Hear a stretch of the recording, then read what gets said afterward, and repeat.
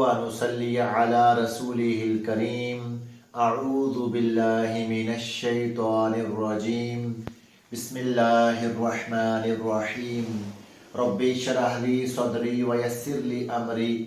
واحلل عقدة من لساني يفقهوا قولي۔ اس سے پہلے ہم یہ بات کر رہے تھے کہ ابو لہب اور اس کی بیوی نے رسول پاک صلی اللہ علیہ وآلہ وسلم کو تکلیفیں پہنچانے کی بہت سی کوششیں کر رکھی تھی، اور ان کے علاوہ جو اور پڑوسی تھے وہ بھی رسول پاک صلی اللہ علیہ وآلہ وسلم کو بہت سی اذیتیں پہنچاتے تھے۔ تو ان لوگوں کے ساتھ ساتھ ابو جہل اور اس کے ساتھیوں نے بھی رسول پاک صلی اللہ علیہ وآلہ وسلم کے ساتھ زیادتی کرنے کی کوشش کی، اور انہوں نے اتنی بڑی زیادتی کی آقا علیہ السلام کے ساتھ کہ رسول پاک علیہ السلام ان کے حق میں بد دعا کرنے پر مجبور ہو گئے۔ علماء فرماتے ہیں کہ رسول پاک جناب محمد رسول اللہ صلی اللہ علیہ وسلم کبھی کسی کے لیے بد دعا نہیں کرتے تھے۔ آقا علیہ السلام ہمیشہ سب کے لیے اچھی سوچ رکھتے تھے، اور آقا علیہ السلام ہمیشہ دوسرے لوگوں کے قصوروں کو معاف کرتے تھے۔ لیکن ان لوگوں نے ایسی بری حرکت کی کہ آقا علیہ السلام نے ان کے بارے میں بد دعا کی، اور پھر اللہ پاک ان کا کیا انجام کیا یہ آپ لوگوں کو آج میں بتانا چاہوں گا انشاءاللہ۔ صحیح بخاری شریف کی حدیث ہے، اور حدیث پاک راوی ہے سیدنا عبداللہ بن مسعود رضی اللہ تعالیٰ عنہ۔ وہ ایک واقعہ بیان فرماتے ہیں کہ ایک دفعہ ایسا ہوا کہ رسول پاک جناب محمد رسول اللہ صلی اللہ علیہ وسلم بیت اللہ کے سامنے نماز ادا کر رہے تھے۔ تو آقا علیہ السلام قیام کی حالت میں کھڑے تھے، تو دوسری جانب ابو جہل اور اس کے کچھ ساتھی بیٹھے ہوئے تھے۔ تو ابو جہل نے ان لوگوں کے ساتھ یہ مشورہ کیا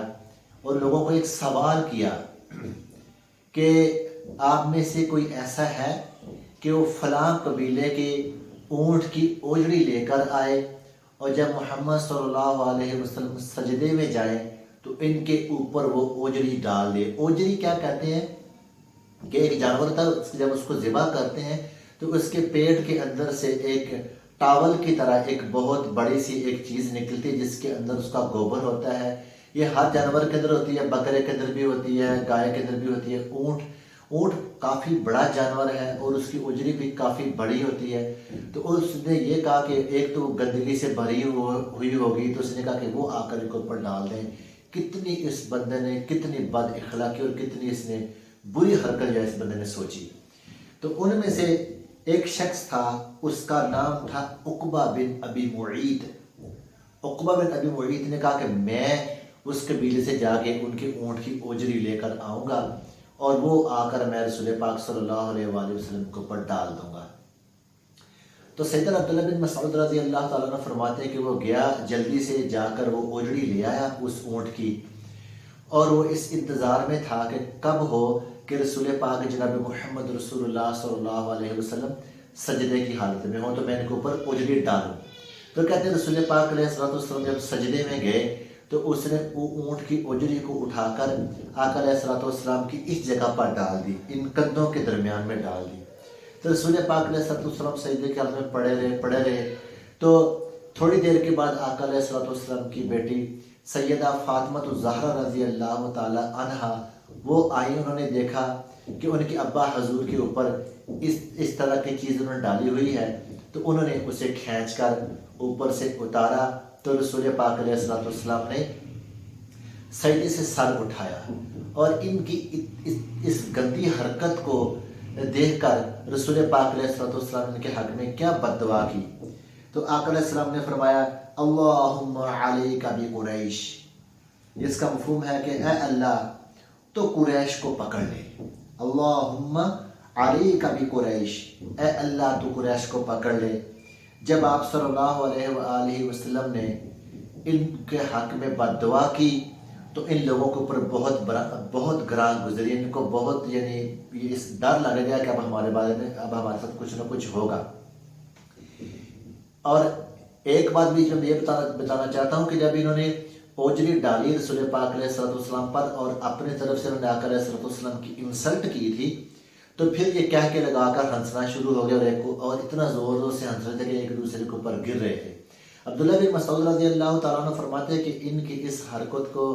میں نے اپنی آنکھوں سے دیکھا اور میں نے سارا یہ جو معاملہ انہوں نے کیا تھا میں دیکھ رہا تھا، لیکن کاش کہ میرے پاس اس وقت اتنی طاقت ہوتی کہ میں ان کو یہ حرکت کرنے سے روک لیتا، لیکن ان کے پاس اتنی طاقت نہیں تھی کیونکہ یہ لوگ بڑے بڑے سردار تھے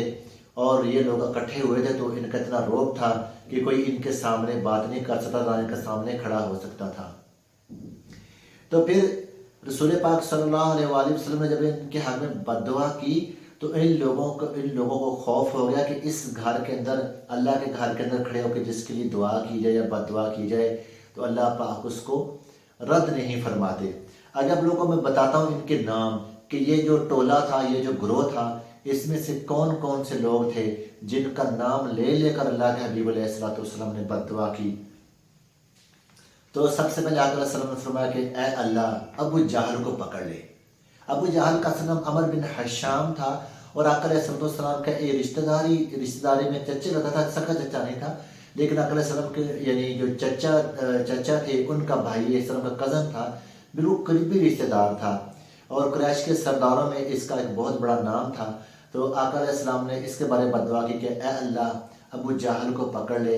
اور عتبہ بن ربیعہ کو پکڑ لے، اے اللہ شیبہ بن ربیعہ کو پکڑ لے، ولید بن عتبہ کو پکڑ لے، امیہ بن خلف کو پکڑ لے اور عقبہ بن ابی معیط کو پکڑ لے، جس گمراہ نے آقا علیہ السلام کے اوپر اونٹ کی اوجڑی لا کر ڈالی تھی۔ عقبہ بن ابی معیط، آقا علیہ السلام فرمایا کہ ان کو پکڑ لے۔ اس میں علماء فرماتے ہیں کہ ایک شخص اور بھی تھا جس کا روایت کے اندر جو ابھی نام نہیں آیا، تو سیدنا عبداللہ بن مسعود رضی اللہ تعالی عنہ فرماتے ہیں کہ اللہ کی ذاتی قسم، اس ذاتی قسم جس کے قبضے میں میری جان ہے، عبداللہ بن مسعود رضی اللہ عنہ نے قسم اٹھا کر کہا کہ پھر میں نے دیکھا